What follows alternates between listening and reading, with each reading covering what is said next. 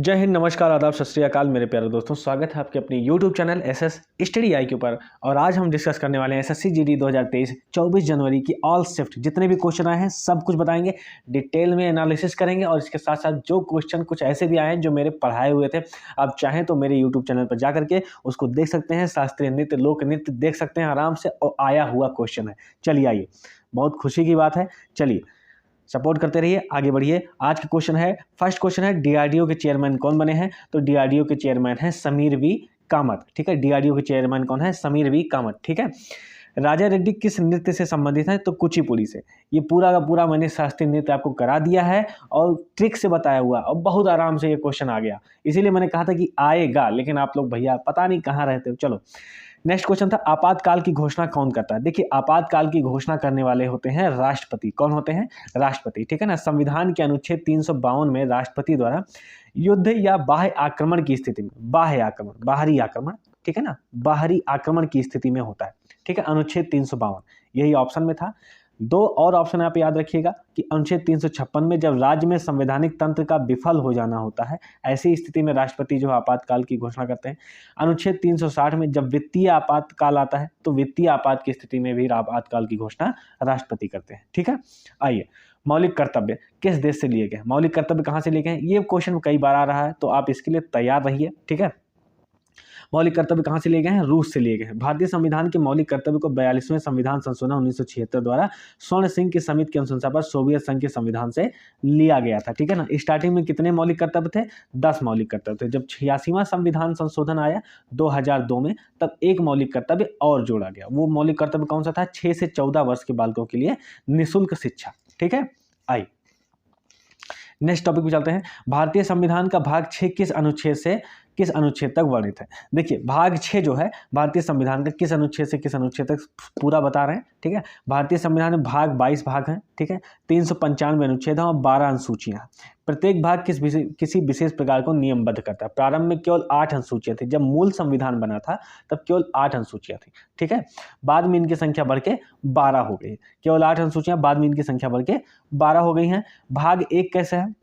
चलिए, भाग 1 जो है संघ और उसके क्षेत्रों से संबंधित है। कितने से कितने अनुच्छेद तक है? 1 से 4 तक।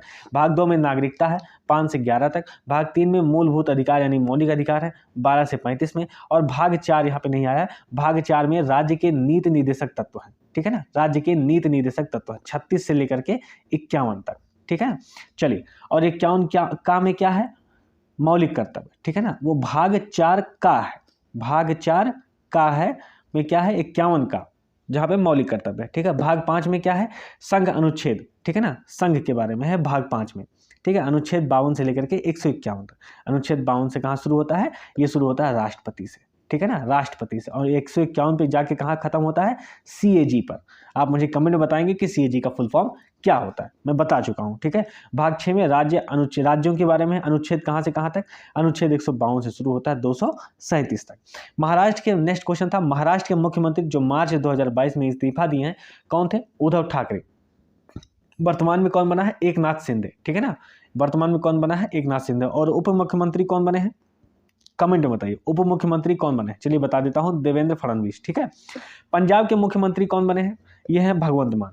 ठीक है, अभी लेटेस्ट न्यूज है, ये सब करंट का न्यूज एक तरीके से इसमें आया है। चलिए, कुछ हिंदी के क्वेश्चन थे। चांद पर थूकना मुहावरे का अर्थ क्या हो जाएगा?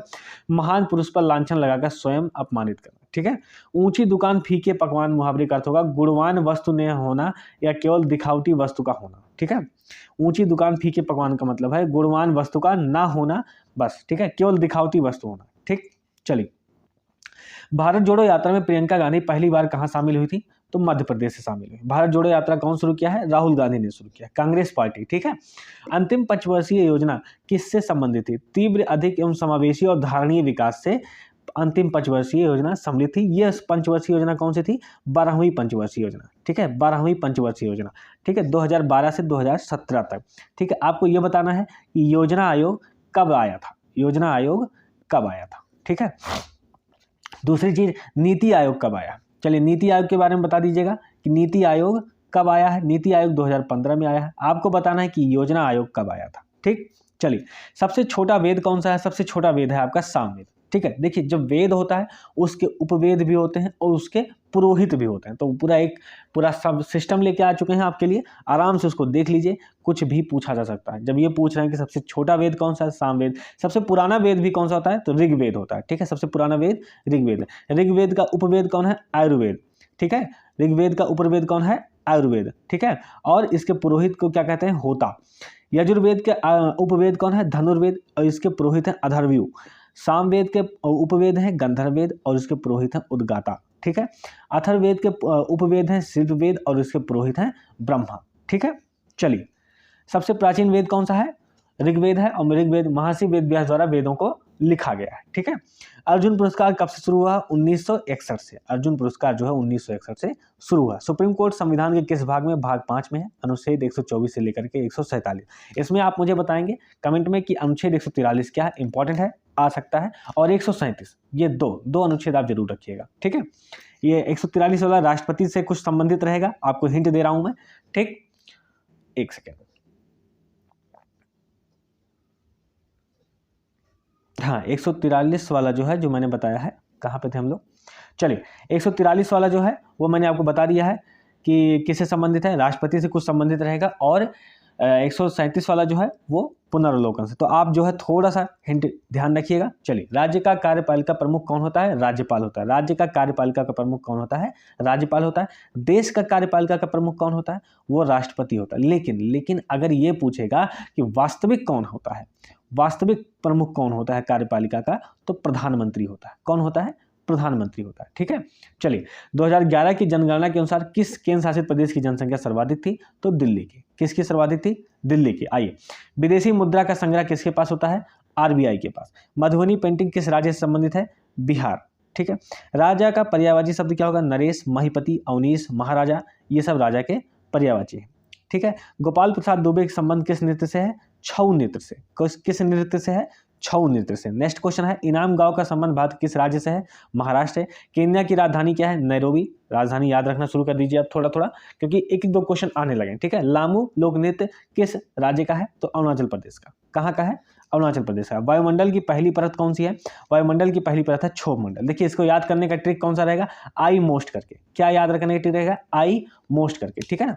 चलिए, क्षोभ मंडल, यह वायुमंडल की पहली परत है। यह वायुमंडल भूमध्य रेखा पर 18 किलोमीटर और ध्रुवों पर 8 किलोमीटर की ऊंचाई पर विस्तारित है। इस परत में ऊंचाई के साथ तापमान कम होता जाता है। इसको याद रखने का ट्रिक क्या रहेगा, आई मोस्ट। कैसे लिखेंगे इसको, MO, जब यहाँ पे यस लिखेंगे तो यहाँ O फंसा दीजिएगा, ST, ठीक है ना, क्योंकि S और O के बीच में रहेगा। S जो है वो O जो है वो S के साथ ही रहेगा, ठीक। आइए, वायुमंडल की प्रमुख परतें कौन सी होंगी, क्षोभ मंडल, समताप मंडल, मध्य मंडल, आयन मंडल और बहिर्मंडल, ठीक है। आइए, नेक्स्ट क्वेश्चन चलते हैं। गणेश महोत्सव हिंदू कैलेंडर के अनुसार कौन से महीने में मनाया जाता है, कौन से महीने में मनाया जाता है, भाद्रपद में। कब मनाया जाता है, भाद्रपद में। डिटेल में लेके आते हैं।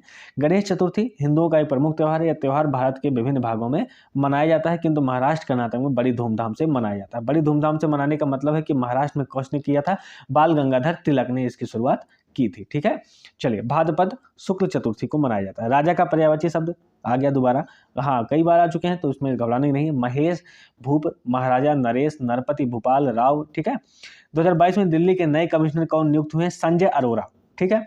मुंबई को चेन्नई से कौन सा हाईवे जोड़ता है, NH4, नेशनल हाईवे, ठीक है ना, 4। राजा रेड्डी किस नृत्य से संबंधित है, कुचिपुड़ी। देखिए, दो लोग हैं, एक राजा रेड्डी हैं और दूसरे हैं राधा रेड्डी। तो मैंने जो है ट्रिक बता चुका हूं, मैं ट्रिक से पढ़ा चुका हूं आपको शास्त्रीय नृत्य में। आप जा करके मेरे वो यूट्यूब पर वो वीडियो देख लीजिए, मैं सच कह रहा हूं, आपके लिए बहुत फायदेमंद रहेगा और मैंने ट्रिक से बताया तो दिक्कत नहीं होगी। राजीव गांधी खेल रत्न पुरस्कार सबसे पहले किसे दिया गया था, विश्वनाथन आनंद को दिया गया था 1991-1992 में। किससे प्रसिद्ध है, शतरंज के खेल से प्रसिद्ध है, ठीक है। उपाधियों का अंत किस अनुच्छेद में आता है, तो उपाधियों का अंत जो है अनुच्छेद 18 में आता है, ठीक है। 17 याद रखिएगा, अस्पृश्यता का अंत, जो कि इंपॉर्टेंट है। इसके अलावा आप 15 याद रखिएगा। 15 में धर्म, जाति, मूल, वंश, लिंग, जन्मस्थान के आधार पर जो है भेदभाव नहीं किया जाएगा, ठीक है। चलिए, मेघालय के किस जिले में सर्वाधिक वर्षा होती है, मासिनराम में। मासिनराम, ठीक है। भारत के मेघालय में राज्य के पूर्वी खासी हिल्स जिले में, खासी पहाड़ियों में स्थित एक बस्ती है। यह राजधानी शिलांग से थोड़ी दूरी पर है, ठीक है, लगभग 60 किलोमीटर की दूरी पर स्थित है। यह भारत का सर्वाधिक वर्षा वाला क्षेत्र है और संभवतः विश्व का भी, ठीक है। मोठ मस्जिद किसने बनवाया था, मोठ मस्जिद, देखो मोठ मस्जिद जब बना था तो सिकंदर लोदी के समय, ठीक है ना, लोदी वंश था, दिल्ली सल्तनत, ठीक है। मोठ मस्जिद जो है दिल्ली में स्थित एक विरासत इमारत है और लोधी वंश राजवंश के सिकंदर लोधी ने इसके शासनकाल के दौरान प्रधानमंत्री वजीर मियाँ भुइया द्वारा 1505 में बनवाया गया था।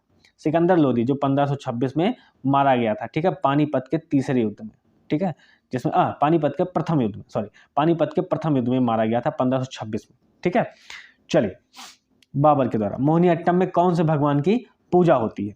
चलिए बताइए। मोहिनीअट्टम भारत के केरल राज्य के 2 शास्त्रीय नृत्यों में से एक है जो अभी भी काफ़ी लोकप्रिय है। केरल की एक अन्य शास्त्रीय नृत्य है कथकली भी है, ठीक है। मोहिनीअट्टम नृत्य शब्द मोहिनी के नाम से बना है। मोहिनी रूप हिंदुओं के देव भगवान विष्णु ने धारण किया ताकि बुरी ताकतों के रूप उसकी ताकत को जीता जा सके, ठीक है ना, बुरी ताकत को हराया जा सके। मोहिनी रूप उन्होंने कब रखा था? जब भस्मासुर को भस्म करना था, ठीक है ना, तब उन्होंने मोहिनी रूप रखा था, ठीक है। क्रिकेट का पिच कितना लंबा होता है? क्रिकेट का पिच लंबा होता है, कितना होता है? 22 गज का होता है, ठीक है। कितना होता है? 22 गज का होता है।